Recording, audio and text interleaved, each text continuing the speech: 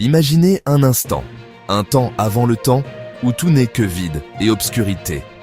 Une voix puissante retentit, « Que la lumière soit !» Et soudain, la lumière jaillit, séparant le jour de la nuit. C'est le premier acte d'une création spectaculaire, un ballet cosmique orchestré en 7 jours. Il sépare les eaux d'en haut de celles d'en bas, créant ainsi le ciel. Puis, il commande aux eaux de se rassembler pour que la terre ferme apparaisse. Aussitôt, cette terre se couvre d'un manteau verdoyant, des herbes délicates, des plantes portant des graines. Dieu place des luminaires dans le ciel, le soleil, la lune et les étoiles. Les eaux se mettent à grouiller d'une vie foisonnante, tandis que le ciel se remplit du vol et des chants des oiseaux. La terre ferme accueille ses habitants, le bétail paisible, les reptiles mystérieux et les bêtes sauvages. Puis, au 6e jour, Dieu décide de créer un être à son image. Il façonne l'homme, Adam, à partir de la poussière. Et lui, insuffle le souffle de vie. Pour qu'il ne soit pas seul, il lui donne une compagne, Ève. Le premier couple humain est placé dans un jardin paradisiaque, le jardin d'Éden. Il n'avait qu'une seule règle, ne pas manger le fruit de l'arbre de la connaissance.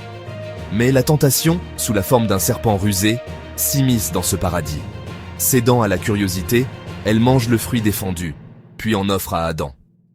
Pour la première fois, ils ressentent la honte et se cachent de Dieu.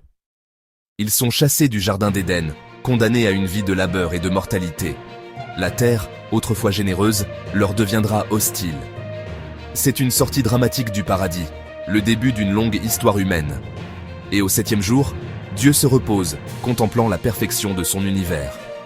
La descendance hérite de cette nature faillible. Caïn l'agriculteur, Abel le berger. Rongé par la jalousie, Caïn commet l'irréparable, le premier meurtre de l'histoire. Des générations plus tard, la corruption et la violence se généralisent. Dieu regrette d'avoir créé l'humanité et décide de purifier la terre par un déluge. Cependant, Noé trouve grâce à ses yeux. Il reçoit pour mission de construire une arche gigantesque pour sauver sa famille, un d'un couple de chaque espèce animale. Après 40 jours de pluie torrentielle, la terre est submergée. Mais l'arche flotte, abri d'espérance au milieu du chaos. Quand les eaux se retirent, Noé et les siens sortent pour repeupler un monde lavé. Avec la promesse divine, symbolisée par l'arc-en-ciel, de ne plus jamais détruire la terre par les eaux. Après le déluge, l'humanité se multiplie à nouveau, mais l'orgueil refait surface. Les hommes, parlant tous la même langue, décident de bâtir une ville, et une tour si haute qu'elle atteindrait les cieux, la tour de Babel. Leur ambition n'est pas de glorifier Dieu, mais de se faire un nom et défier le ciel. Pour mettre fin à cette arrogance, Dieu brouille leur langage, et les disperse sur toute la surface de la terre. Cette dispersion explique la diversité des nations, mais marque une rupture. C'est dans ce monde fragmenté que Dieu choisit un homme. Cet homme s'appelle Abraham, et vit à Ur, en Chaldée. Dieu lui fait une demande extraordinaire. Quitte ton pays, ta patrie et la maison de ton père. En échange, la promesse est immense. Faire de lui une grande nation et une source de bénédiction. Abraham, malgré son âge avancé, fait un acte de foi radical. Il obéit. Il rassemble ses biens et sa famille et part vers l'inconnu, guidé par une promesse divine. La promesse faite à Abraham se poursuit à travers son fils, Isaac.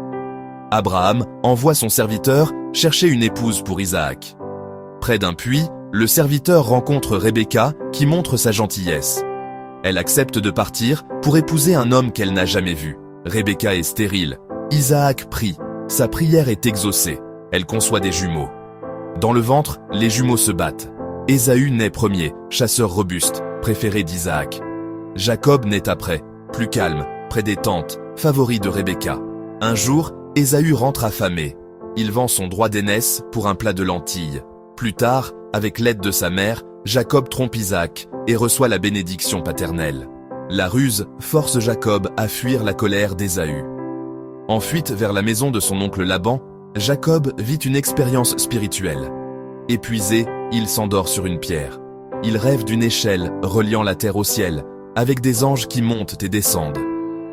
Au sommet se tient Dieu, qui renouvelle la promesse, une terre et une descendance innombrables. À son réveil, Jacob nomme le lieu Bethel, maison de Dieu. Jacob passe 20 ans au service de Laban, travaillant pour Rachel qu'il aime. Mais Laban le trompe, lui donnant d'abord Léa, puis Rachel, après 7 ans de plus. De ses épouses et servantes, Jacob aura 12 fils, les ancêtres des 12 tribus d'Israël. Devenu riche, Jacob décide de retourner dans son pays. La nuit, Jacob lutte avec un être divin.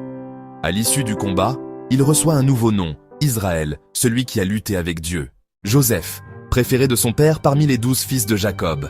La tunique multicolore attise la jalousie féroce de ses frères aînés.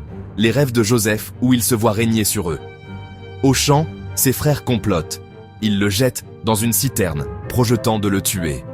Finalement, ils vendent Joseph à des marchands ismaélites. Ils trempent la tunique dans le sang d'un bouc pour tromper leur père. Joseph, arrivé en Égypte, est vendu à Potiphar. Il gagne la confiance de Potiphar et devient intendant de la maison. Succès suivi d'un basculement, la femme de Potiphar l'accuse faussement. Joseph est jeté en prison mais garde sa foi dans l'obscurité. Il sert le chef de la prison et interprète les rêves. Des années plus tard, le pharaon est tourmenté par des rêves. Les chansons se souviennent de Joseph. Joseph est conduit devant le souverain. Il interprète les songes. 7 années d'abondance, puis 7 années de famine. Le pharaon le nomme vizir, second d'Égypte. Joseph organise la collecte et sauve l'Égypte et les nations voisines. La famine frappe Canaan. Les frères viennent acheter du grain. Ils se prosternent devant le gouverneur sans le reconnaître. Après des épreuves, Joseph se révèle à eux. Il leur pardonne. Ce n'est pas vous qui m'avez envoyé ici, mais c'est Dieu. La famille de Jacob s'installe en Égypte, début de la nation d'Israël.